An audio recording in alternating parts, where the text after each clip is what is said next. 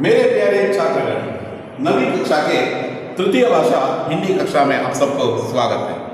बच्चों, पिछली कक्षा में हम अध्ययन किए थे कि संधि नामक ग्रामर के अंश। संधि यह बहुत महत्वपूर्ण कहलाते हैं। यह जान लिए तो आपके लिए 10वीं कक्षा में जब जाते हैं ना, 1 मार्क का एक प्रश्न जरूर आते हैं। यह जो संधि सही संधि चुनकर लिखिए। इसलिए कह रहा हूँ 1 मार्क अभी अपने पॉकेट में रखने के लिए इस संधि को जानना अत्यंत अनिवार्य मानता हूँ। बच्चों, पिछली कक्षा में हम संधि का डेफिनेशन क्या है, अक्षरों का मेल को संधि कहते हैं, मेल से होने वाले विकार को संधि कहलाते हैं। संधि में 3 प्रकार है। एक स्वर संधि है, दूसरा व्यंजन संधि है, तीसरा विसर्ग संधि है। जिस तरह आपका साइंस में जो फ्लेमिंग और इनके जो लेफ्ट हैंड रूल आते हैं ना, वैसे ही 3 प्रकार है। पहला वन है वेरी गुड स्वर संधि, दूसरा वन है वेरी गुड व्यंजन संधि, तीसरा वन है और विसर्ग संधि। इस तरह है। यहाँ 5 प्रकार हमें देखने के लिए मिलते हैं स्वर संधि में। स्वर संधि में 5 प्रकार है, दीर्घ संधि, गुण संधि, वृद्धि संधि, अंड संधि, अयाग संधि। उसी तरह उसके बाद में आने वाला व्यंजन संधि है और उसी तरह विसर्ग संधि है। इतना संधि जान लिए तो आपके लिए बहुत आसान हो जाते हैं। पिछली कक्षा में जो किए ना, दीर्घ संधि, गुण संधि और वृद्धि संधि, इनमें से ही एक उदाहरण आपके लिए लिखने के लिए देते हैं।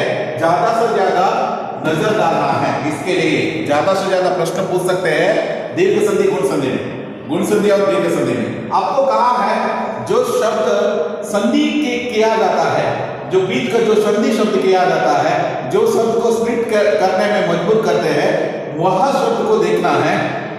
उस शब्द में हमें आकार, ईकार और उकार देखे तो वह दीर्घ संधि कहलाते हैं। आकार, ईकार और उकार देखे तो दीर्घ संधि कहलाते हैं। ಮಧ್ಯದ ಶಬ್ದದಲ್ಲಿ ಯಾವ ಶಬ್ದದಲ್ಲಿ ಮಧ್ಯದಲ್ಲಿ ಸಂಧಿ ಆಗುವಂಥ ಶಬ್ದ ಇರ್ತದೆಯೋ ಆ ಶಬ್ದಕ್ಕೆ ಆಕಾರ, ಈಕಾರ ಮತ್ತು ಊಕಾರದಿಂದ ಶಬ್ದವನ್ನು ರಚನೆಯಾಗಿರ್ತದೆಯೋ ಆ ಶಬ್ದವನ್ನು, ಆ ಅಕ್ಷರವನ್ನು ನಾವು ಏನಂತ ಹೇಳ್ತೇವೆ, ಆ ಶಬ್ದವನ್ನು ನಾವು ದೀರ್ಘ ಸಂಧಿ ಅಂತ ಕರೆಯಲಾಗುತ್ತದೆ. ಗುಣಸಂಧಿಯನ್ನು ಸಹಿತ ನಿಮಗೆ ಈಸಿಯಾದಂಥ ಒಂದು ಮೆಥಡ್ನ ಹೇಳ್ಕೊಟ್ಟಿದ್ದೇನೆ. ಹೆಚ್ಚಿನದಾಗಿ 2 ಸಂಧಿಯನ್ನು ಮಾಡುವಂಥ ಸಂದರ್ಭದಲ್ಲಿ ಆ ಸಂಧಿ ಪದಕ್ಕೆ ಒಂದು ಕೊಂಬಿದ್ರೆ दीर्घ संधि के लिए आकार, ईकार और ऊकार, गुण संधि के लिए ಒಂದು ಕೊಂಬು ಅಂತ ಹೇಳಿದ್ದೇನೆ. ಹೆಚ್ಚಿನದಾಗಿ 95% ಒಂದು ಕೊಂಬು ಬಂದ್ರೆ ಅದನ್ನು ಸ್ಪ್ಲಿಟ್ ಮಾಡಿ ನೋಡಬೇಕು. ಸ್ಪ್ಲಿಟ್ ಮಾಡಿ ನೋಡುವುದು ಕಂಪಲ್ಸರಿ. ಸ್ಪ್ಲಿಟ್ ಮಾಡಿ ನೋಡಿದ್ರೆ ನಿಮ್ಗೆ ಗೊತ್ತಾಗುತ್ತೆ ಏನಂತ ಹೇಳಿದ್ರೆ ಯಾವ ರೀತಿ ಅರ್ಥಪೂರ್ಣವಾಗಿರ್ಬೇಕು. ಯಾವುದೇ ಸಂಧಿ ಶಬ್ದವನ್ನ ಸ್ಪ್ಲಿಟ್ ಮಾಡಿದಾಗ ನನಗೆ ಒಟ್ರಾಸಿ ಬೇಕು ಅನ್ನೋ ರೀತಿಯಲ್ಲಿ ಸ್ಪ್ಲಿಟ್ ಮಾಡೋದಿಲ್ಲ. ಈಗ ಉದಾಹರಣೆ ಹೇಳ್ಬೇಕಂತ ಹೇಳಿದ್ರೆ, ಈಗ ಒಂದು ಮಹೋತ್ಸವ ಅಂತ ಕೊಡಿದೆ. ಮಹೋತ್ಸವವನ್ನು ನನಗೆ ಮನಸ್ಸು ಬಂದಾಗ ನಾನು ಸ್ಪ್ಲಿಟ್ ಮಾಡೋದಿಲ್ಲ. ಮಹಾ ಪ್ಲಸ್ ಓತ್ಸವ ಇದೆಲ್ಲ ಪ್ರಕಾರ ಅಲ್ಲ. ಮಹಾ ಪ್ಲಸ್ ಆತ್ಸವ ಇದೆಲ್ಲ ಪ್ರಕಾರನೇ ಇಲ್ಲ. ನಾವು ಅದನ್ನು ಅರ್ಥಪೂರ್ಣ ಸ್ಪ್ಲಿಟ್ ಮಾಡಬೇಕು. ಸರಿಯಾದಂಥ ಅರ್ಥ ಬರುವ ರೀತಿಯಲ್ಲಿ ಸ್ಪ್ಲಿಟ್ ಮಾಡಬೇಕು. ಅರ್ಥ ಬರಬೇಕು, 2 ಶಬ್ದಕ್ಕೂ ಅರ್ಥ ಇರಬೇಕು. ಸೊ ಅಂಥ ಒಂದು ಶಬ್ದವನ್ನು ನಾವು ಒಂದು ಕೊಂಬು ಬಂದುಬಿಟ್ರೆ ಅದನ್ನು ನಾವು ಏನಂತ ಹೇಳಿದ್ರೆ ಗುಣಸಂಧಿ ಅಂತ ಹೇಳ್ಬೋದು. 2 ಕೊಂಬು ಬಂದರೆ ವೃದ್ಧಿ ಸಂಧಿ ಅಂತ ಹೇಳ್ಕೊಂಡು, ಯಾವ ಶಬ್ದವು ಸಂಧಿಯಿಂದ ಸಂಧಿ ಆಗಲ್ಪಡುತ್ತದೆಯೋ ಅಂತ ಶಬ್ದಗಳಿಗೆ ಇರುತ್ತಿರುವುದು ಆಯ್ತು ಅಂತ ತಿಳ್ಕೊಳ್ತೇನೆ. ಸೊ ಈ ರೀತಿಯಾಗಿ दीर्घ संधि, गुण संधि, वृद्धि संधि के बारे में चर्चा किए हैं। आज की कक्षा में हम यण संधि तथा अयाग संधि के बारे में चर्चा करने वाले हैं। यण संधि में और अयाग संधि में क्या कहते हैं आपको यह भी जानना है। यण संधि और अयाग संधि में क्या कहते हैं। यण संधि के लिए नियम भी है और वृद्धि संधि के, अयाग संधि के लिए भी नियम है। यह यण संधि जानना है तो इसमें थोड़ा सा चेंजेस आपको देखने के लिए मिलते हैं। देखिए, जैसे दीर्घ स्वर, दीर्घ संधि, गुण संधि और वृद्धि संधि में पहले शब्द में आ आता है। गुण संधि और वृद्धि संधि में तो जरूर आते हैं। पहला जो शब्द एंड होते ही आ से और नहीं तो आ से, गुण संधि और वृद्धि संधि में। यण संधि में यह आपको देखने के लिए नहीं मिलते हैं, अ नहीं मिलते हैं, यहां आते हैं ई, नहीं तो ई, उ, नहीं तो उ, ए। और ऋकार भी आते हैं, ऋकार भी, ऋ। इतना जान लिए तो आपको यह संधि मालूम। ज्यादा से ज्यादा ई, पहला शब्द का जो अंतिम स्वर ई, नहीं तो उ, नहीं तो ऋ का आए तो उसके बदले में जब भी यहां यह संधि के लिए देखिए, जब भी यहां आपको यकार नहीं तो वकार ಒತ್ತಕ್ಷರ के रूप में आया तो ಒತ್ತಕ್ಷರ मालूम आना ಅಂದ್ರೆ ಒಂದಕ್ಕೊಂದು ಒತ್ತತ್ತಾಗಿ ಬರಬೇಕು. ಎಕ್ಸಾಂಪಲ್ ಹೇಳ್ತಾರೆ, ನಿಮ್ಗೆ ಅದನ್ನ ಟೆನ್ಷನ್ ಮಾಡ್ಕೊಳ್ಬೇಕಂತಿಲ್ಲ.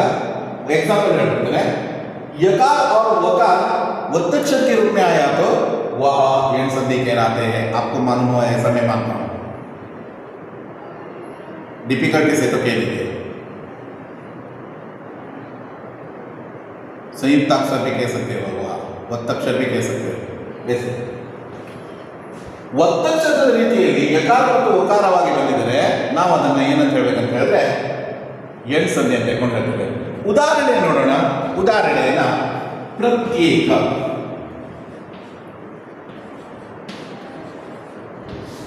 देखिए प्रत्येक दूसरा शब्द में क्या आते हैं इसके बारे में सोचना नहीं है. पहले शब्द के अंत में ईकार उकार रुकार आना है और वत्तक्षर के रूप में यकार और वकार के आना है यण संधि के लिए. जो भी वत्तक्षर शब्द रहते हैं ना, यानी संयुक्ताक्षर शब्द रहते हैं ना, आपको समझना है कि वह है ज्यादा सा, मतलब आप डिसाइड कर सकते हो यह है, शायद यण संधि बन सकते हैं. आपको यह देखना है. प्रत्येक, प्रत्येक प्रत्येक को कैसे स्प्लिट करते हैं देखिए. प्रति प्लस एक. देखिए मैंने कहा था आपको दूसरा शब्द देखने की जरूरत नहीं है. दूसरा शब्द देखने की जरूरत नहीं है. पहले शब्द के जो अंत में इकार आया है, मालूम हुआ है, ऐसा मैं मानता हूं. यकार वकार और ऋकार आपको यहां भी याद रखना है.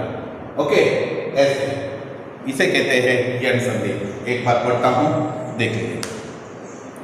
यण संधि के लिए नियम है, यदि ई उ रु के बाद कोई भिन्न स्वर आए तो भी ई का यकार, उ का वकार, ऋ का रकार हो जाता है. आपको याद रहना है. यहां ई का यकार होते हैं. यदि अंतिम स्वर ई रहा तो उसका वत्तक्षर यकार आते हैं, उ का वकार आते हैं, ऋ का रकार आते हैं. ऐसा कहते हैं. आपको मालूम हुआ है, ऐसा मैं मानता हूं.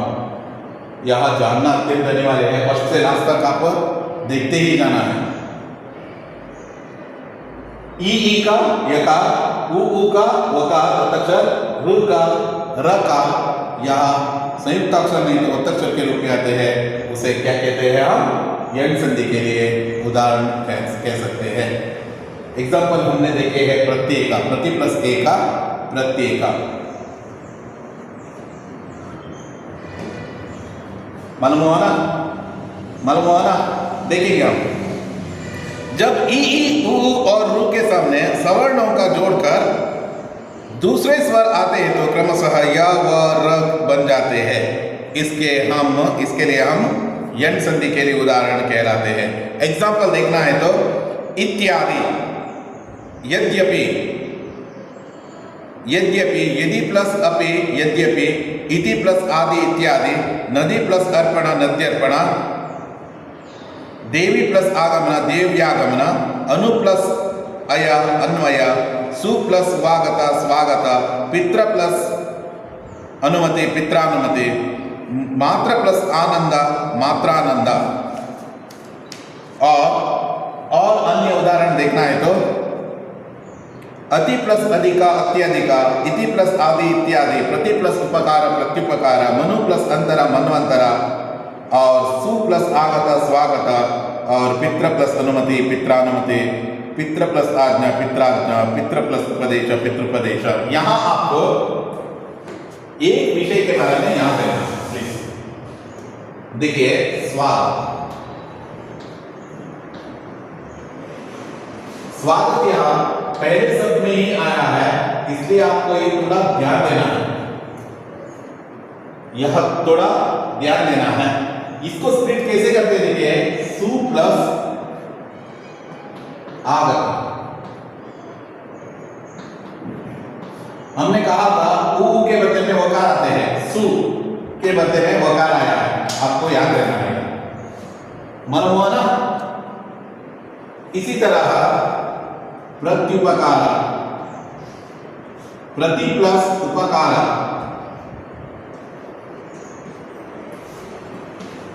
प्रत्युपकार,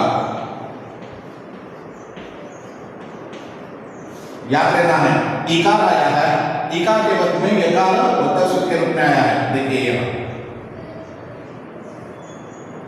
मालूम हुआ? वैसे ही मन्वंतर,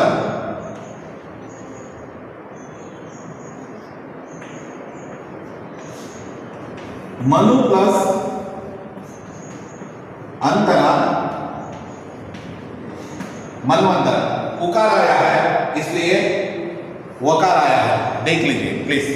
इसी तरह जो कुछ भी उदाहरण मैंने कहा है ना, वो सभी उदाहरण देख करके यहां कहते हैं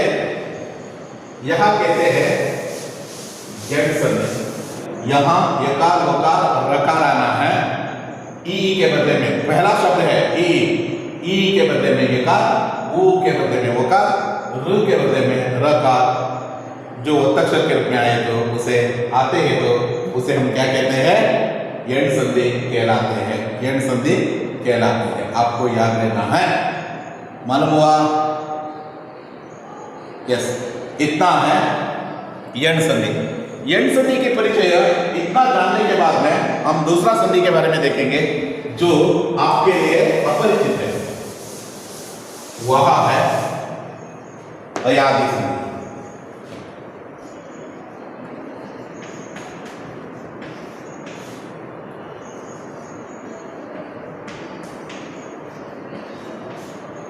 अयादी संधि जितना जो हम आसान मानते हैं ना, वैसे नहीं है, थोड़ा सा कंफ्यूज करने की जो तरीका है।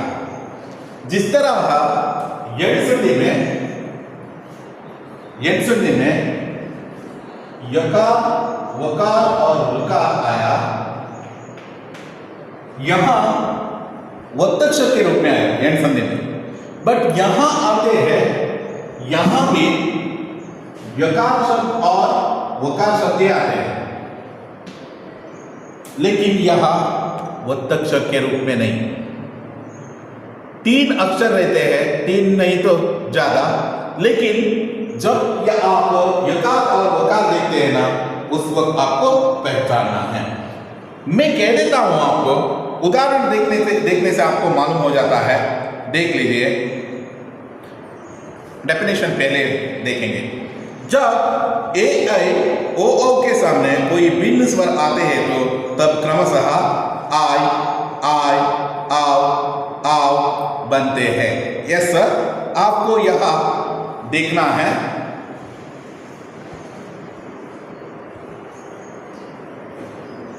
पहला शब्द है, देखिए पहला शब्द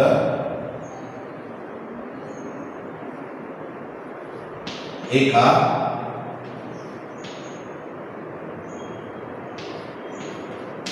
ऐकार, ओकार, औकार।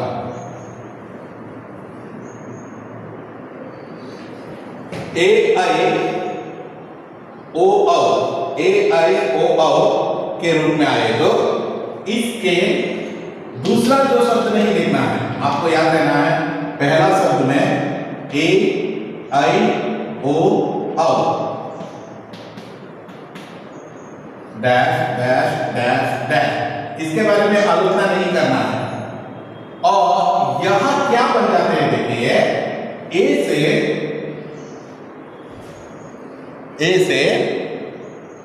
आई, आई से आई, ओ से औ, औ से आओ।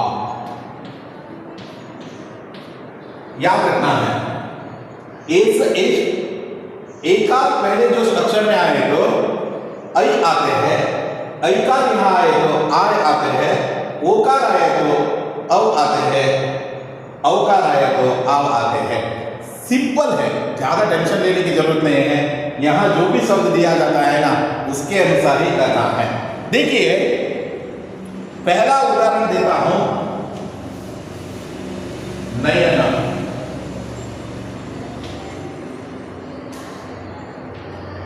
नयना, नयना यहां शब्द है, नयना को यहां ऐकार आया है, ऐ ऐ।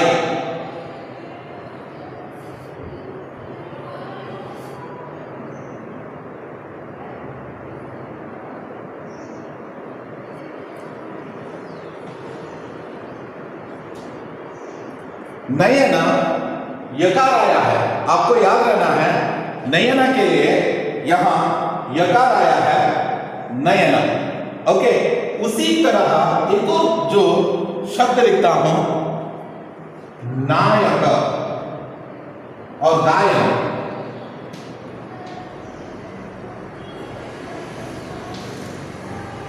यहां ऐ आया तो यहां आय आया, यहां देखिए पवन, पावन।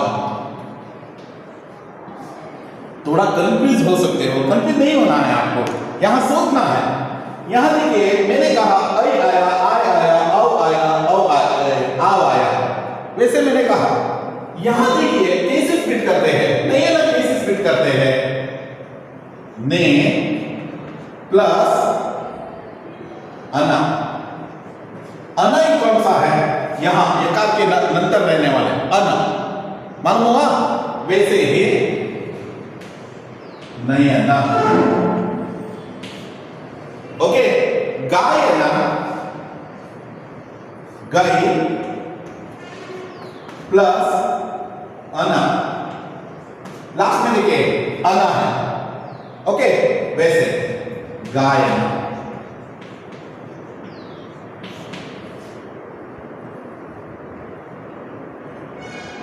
और नेक्स्ट देखिए पवन, ओ प्लस अना, पवन। पौ प्लस अना, पावन। बच्चों यहां देखिए ने प्लस अना नयना, गई प्लस अना गायना, पो प्लस अना पवना, पौ प्लस अना पावना। यही शब्द आपके लिए एक और जो कुछ उदाहरण को देखकर जो कहना है तो देख लीजिए प्लीज। यहां अना अना अना, ऐसे ही अना आना है ऐसा नहीं है, आप वहां कोई भी जो शब्द आ सकते हैं। देखिए यहां मैंने एक शब्द लिया गायक। गायक को कैसे स्प्लिट करते हैं, यहां आकार आया है, यकार है, आय आया है, आय आया है, इसलिए आपको सोचना है गई प्लस अकर। देखिए अकर कहां से आया, यकार से, अकार निकालना है, अकर।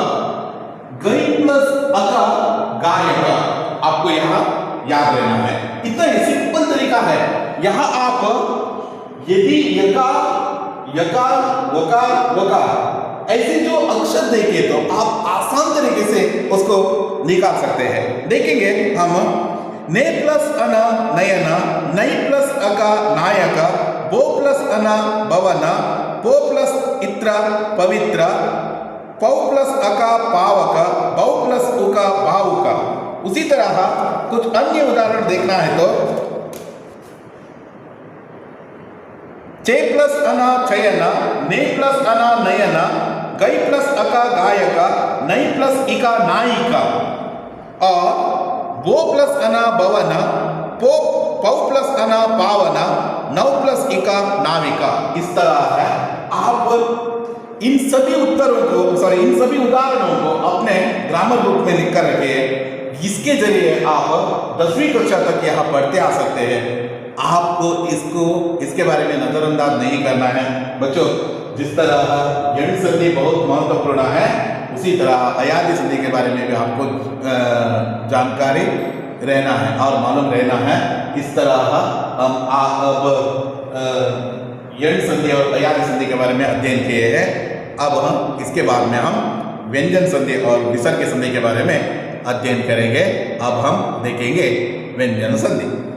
बच्चों, व्यंजन संधि के बारे में हम अध्ययन करने वाले हैं। व्यंजन संधि क्या कहते हैं? नाम ही कहते हैं व्यंजन संधि। व्यंजनों का मेल होना है। व्यंजन से स्वर अथवा व्यंजन के मेल से उत्पन्न विकार को व्यंजन संधि कहलाते हैं। एक उदाहरण देखने पर आपको ये मालूम हो जाते हैं व्यंजन संधि में क्या क्या बदलाव आते हैं। देखिए, एक व्यंजन रहते हैं। पहला शब्द जो व्यंजन रहना है उसे स्वर या व्यंजन से मेल होने पर वहां व्यंजन संधि कहलाते हैं। देखिए, पहला शब्द व्यंजन रहना है, दूसरा शब्द व्यंजन में रह सकते हैं और स्वर में रह सकते हैं, और इसे हम व्यंजन संधि कहते हैं। इस याद करने के लिए आपको व्यंजन संधि के लिए क, ख, ग, कवर्ग, चवर्ग, डवर्ग, कवर्ग और पवर्ग, इसके बारे में जानना भी अत्यंत अनिवार्य है। यहां आपको इतना भी कह देता हूं प्लीज सर, यह अल्पप्राण अक्षर है, महाप्राण अक्षर है, अल्पप्राण अक्षर है, महाप्राण अक्षर है, यहां अनुनासिक है। यहां उपयोग होने वाले जो अक्षर है, महाप्राण अक्षर यहां उपयोग नहीं होते।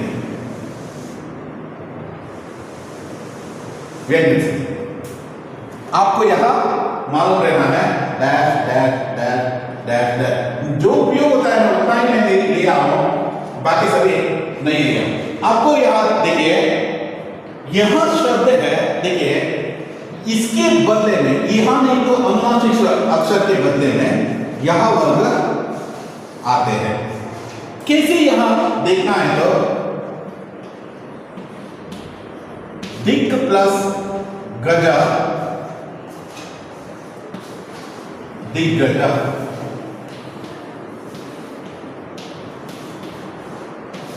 दिक् प्लस गजा, दिग्गजा, दिक् प्लस गजा, दिग्गजा। आपको यहां मालूम रहना है दिक् प्लस गजा, दिग्गजा। यहां देखिए गकार आया है, यहां इसके बदले में ककार आया है। यहां देखिए उसी वर्ग का अक्षर आते हैं, उसी वर्ग का पहला अक्षर आते हैं। याद रहना है, उसी वर्ग का क वर्ग का पहला अक्षर आते हैं, च वर्ग का पहला अक्षर आते हैं, ट वर्ग का पहला अक्षर आते हैं, द वर्ग का पहला अक्षर आते हैं, प वर्ग का पहला अक्षर आते हैं। यहां जानना आपको अत्यंत अनिवार्य है। दिक् प्लस गजा, दिग्गजा। उसी तरह अजंता, अजंता। आप ही कह दीजिए यहां जकार आया, इसके बदले में स्प्लिट करते वक्त आपको क्या करना है? अच, पहला वर्ग प्लस अंता, अजंता। अच प्लस अंता अजंता है, आपको यहां मालूम रहना है। उसी तरह षण्मुखा,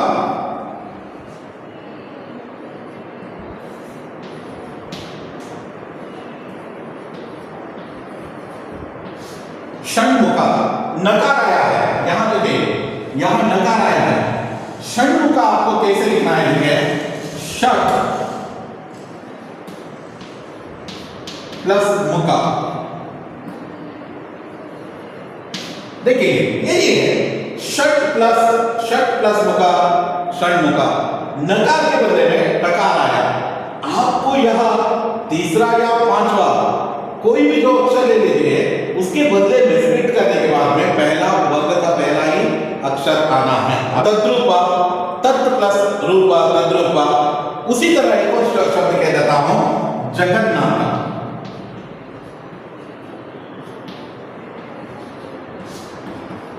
जगत प्लस नाका, जगन्नाथ। तकार के लिए नकार यहां आए हैं, यहां आपको याद रहना है।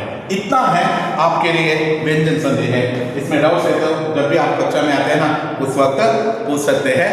उदाहरण देखेंगे, दिक् प्लस गजा दिग्गजा, सत प्लस वाणी सद्वाणी, अच प्लस अंता अजंता, षट प्लस दर्शना षडदर्शना, वाक् प्लस जाला वाक् जाला, तत् प्लस रूपा तद्रूपा। और बाकी सभी उदाहरण यहां लिख कर दिया हूं, यहां आप देख लीजिए। यहां है व्यंजन संधि, यहां है व्यंजन संधि कहलाते हैं। इसे व्यंजन संधि का विवरण कहलाते हैं। अब हम विसर्ग संधि, विसर्ग संधि नाम ही कह देते हैं। क्या है विसर्ग संधि में, क्या आते हैं? नाम ही कह देते हैं, यहां विसर्ग आते हैं। विसर्ग मतलब क्या है? विसर्ग के बारे में आपको मालूम रहना अत्यंत अनिवार्य है। विसर्ग किसे कहलाते हैं? विसर्ग वह शब्द है, यहां योगवाक का एक प्रकार है, योगवाक का एक प्रकार कहलाते हैं, योगवाक का प्रकार है। अम और आहा यह योगवाक है, अनुस्वार और विसर्ग। अम अनुस्वार है, विसर्ग आहा है, आहा आहा। ऐसे जो दो डॉट्स आए हो, वह विसर्ग संधि के लिए उदाहरण लिख सकते हैं।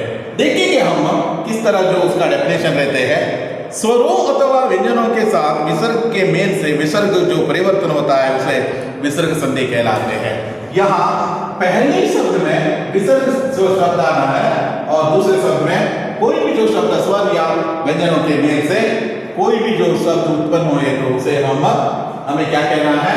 विसर्ग संधि कहना है। देखेंगे हम एक एक उदाहरण करके देखेंगे, आपको मालूम हो जाते हैं। निश्चला,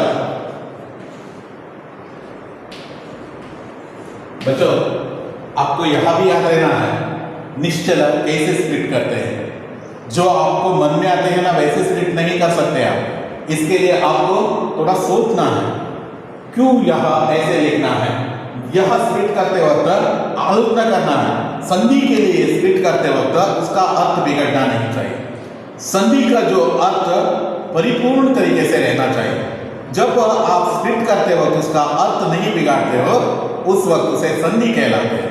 नहीं तो आप यहाँ जो संधि शब्द का जो सही मात्रा से आप विच्छेद नहीं किए, आप संधि विच्छेद नहीं किए, ऐसा हम कह सकते हैं। निश्चला को हम हमारा जो मन में आते हैं, निशा प्लस चला निश्चला, निश प्लस चला निश्चला। नो, निश प्लस चला, निश के लिए अर्थ नहीं है। निश्चला, निश्चला कैसे स्प्लिट कर सकते हैं? देखिए, नी प्लस चला निश्चला, नी प्लस चला निश्चला। उसी तरह निष्कपट,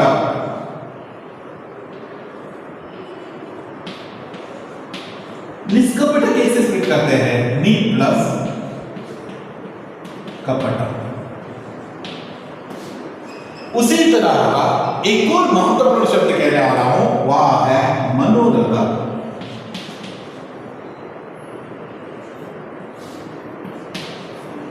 मनोरथ, यहां आप कंफ्यूज हो सकते हैं। मनोरथ यह आप सर आपने कहा था ಒಂದು ಕುಂಭ ಬಂದಿದೆ, ಒಂದು ಕುಂಭ ಬಂದ ತಕ್ಷಣ ಏನು ಮಾಡಬೇಕಾದಲ್ಲ? ಗುಣ ಸಂಧಿ ಮಾಡೋಣ ಸರ್, ಯಾಕೆ ಸುಮ್ಮನೆ ವಿಸರ್ಗ ಸಂಧಿಯನ್ನು ಬರೀತಿದ್ದೀರಾ ಅಂತ ಹೇಳ್ಕೊಂಡು ನಿಮ್ಮ ಮನಸ್ಸಲ್ಲಿ ಬರ್ಬೋದು. ನೋ ಡಿಯರ್ ಸ್ಟೂಡೆಂಟ್ಸ್, ಮನೋರಥ ಇದು ಗುಣ ಸಂಧಿಗೆ ಉದಾಹರಣೆ ಅಲ್ಲ. ಒಂದು ಕೊಂಬು ಬಂದರೆ ನಾನು ನಿಮಗೆ ಹೆಚ್ಚಿನದಾಗಿ 95% ನೀವೇನಂತ ಹೇಳಿದ್ರೆ ಅದನ್ನ ಗುಣ ಸಂಧಿ ಬರೀಬಹುದು. ಇನ್ನು 5% ಕೊಡಲಿಲ್ಲ, ಆ 5% ಇದಕ್ಕೋಸ್ಕರ ನೆನಪಿಟ್ಕೊಳ್ಳಿ. ಅದನ್ನ ಯಾವ ರೀತಿ ನೋಡಿ, ಗುಣ ಸಂಧಿ ಸ್ಪ್ಲಿಟ್ ಮಾಡುವಾಗ ಅದರ ಅರ್ಥ ಇರಬೇಕು. ನನಗೆ ಮನಸ್ಸು ಬಂದದೇ ಒಂದು ರೀತಿಯಲ್ಲಿ ನಾನು ಸ್ಪ್ಲಿಟ್ ಮಾಡುವುದಿಲ್ಲ. ಗುಣಸಂಧಿಯ ಪ್ರಕಾರ ಇದನ್ನು ಸ್ಪ್ಲಿಟ್ ಮಾಡ್ಬೇಕನ್ನೋದಂದ್ರೆ, ಈ ಗುಣಸಂಧಿಯ ಪ್ರಕಾರ ಸ್ಪ್ಲಿಟ್ ಮಾಡೋದಂದ್ರೆ ಮನ प्लस पूरा कवर ಬೇಕು. ಯಾಕೆಂತಂದ್ರೆ ಉಕಾರ के लिए ಉಕಾರ ಆತೆ ನಿಮಗೆ ಗೊತ್ತಿದೆ ಗುಣಸಂಧಿಯ ನಿಯಮ ಗೊತ್ತಿದೆ. ಉಕಾರ ಬಂದರೆ ಎರಡನೇ ಪದದಲ್ಲಿ ಉಕಾರ ಅಂದ್ರೆ ಮೊದಲ ಪದ ಇಲ್ಲಿ ಓಕಾರ ಬರ್ತದೆ ಅಂತ ಹೇಳ್ತಾರೆ. ಇದು ಸ್ಪ್ಲಿಟ್ ಮಾಡ್ತಾರೆ. ಇದು ಉಲಕಂಕೆ ಏನು ಅರ್ಥ ಇಲ್ಲ, ಇದಕ್ಕೆ ಏನು ಅರ್ಥ ಇದೆ ಇರೋದ್ರಿಂದ ಸೊ ನಾವು ಅದನ್ನ ಆ ರೀತಿ ಮಾಡ್ಲಿಕ್ಕೆ ಆಗೋದಿಲ್ಲ. ಸೊ ಇದು ಗುಣಸಂಧಿಗೆ ಉದಾಹರಣೆ ಅಲ್ಲ. ನೆನಪಿಟ್ಕೊಳ್ರ. ಇದೇ ಏನಂದ್ರೆ ಒಂದು ಸಣ್ಣ ಚೇಂಜಸ್ ಅನ್ನ ನೀವು ಮಾಡ್ಕೊಳ್ಬೇಕಾಗ್ತದೆ. ಅದರ್ವೈಸ್ ನಾನು ನಿಮಗೆ ಒಂದು ಕೊಂಬು ಬಂದಾಗ 100% ಇದನ್ನು ಕೊಟ್ಬಿಡ್ತಿದ್ದೆ. ಒಂದು ಕೊಂಬು ಯಾವನ್ನ ನೋಡಿ ನೀವು ಡೈರೆಕ್ಟ್ ಆಗಿ ಗುಣಸಂಧಿ ಬರೆಯಿರಿ ಅಂತ ನೋ, ಒಂದು ಕೊಂಬು ಅಂತ ಸಹಿತ ಕೆಲವು ಶಬ್ದ ಇರ್ತದೆ, ಅದನ್ನು ನೀವು ತಿಳಿದುಕೊಳ್ಬೇಕು ಪ್ಲೀಸ್. ಇದೇ ಏನಂತ ಹೇಳಿದ್ರೆ ಸಣ್ಣ ಒಂದು ಪೇಟ್. ಮನೋರಥವನ್ನು ಹಾಗಿದ್ರೆ ಹೇಗೆ ಬಿಡಿಸೋಣ ಸರ್? ನೀವೇ ಬಿಡಿ ಸರ್, ಯಾಕಂದ್ರೆ ನಮ್ಗೆ ಬರುವುದಿಲ್ಲ ಸರ್ ಅಂತ ಹೇಳಿದ್ರೆ मनोरथವನ್ನು कैसे जो स्प्लिट करना है तो मन प्लस रथ, मन प्लस रथ मनोरथ.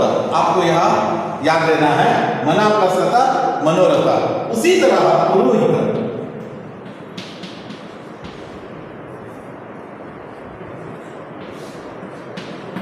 पुरोहित पुरा प्लस हिता, पुरा प्लस हिता पुरोहिता. इस तरह बहुत सारे जो उदाहरण आपके लिए मिलते हैं, आप देख सकते हो. उदाहरण के लिए कह देता हूं, नी प्लस चला निश्चल, नी प्लस कपट निष्कपट, नी प्लस रस नीरस, दु प्लस गंध दुर्गंध, मना प्लस रथ मनोरथ, पुरा प्लस रथ पुरो प्लस हिता पुरोहिता. इस तरह हम आज की कक्षा में यण संधि, अयाति संधि, व्यंजन संधि, विसर्ग संधि के बारे में चर्चा किए हैं. और पिछले कक्षा में हम दीर्घ संधि, गुण संधि, वृद्धि संधि के बारे में भी अध्ययन किए हैं. इस तरह हम पूर्ण तरीके से संधि के बारे में अध्ययन किए हैं. आने वाले कक्षा में हम अगला पाठ के बारे में और पद्य के बारे में चर्चा करने वाले हैं. धन्यवाद.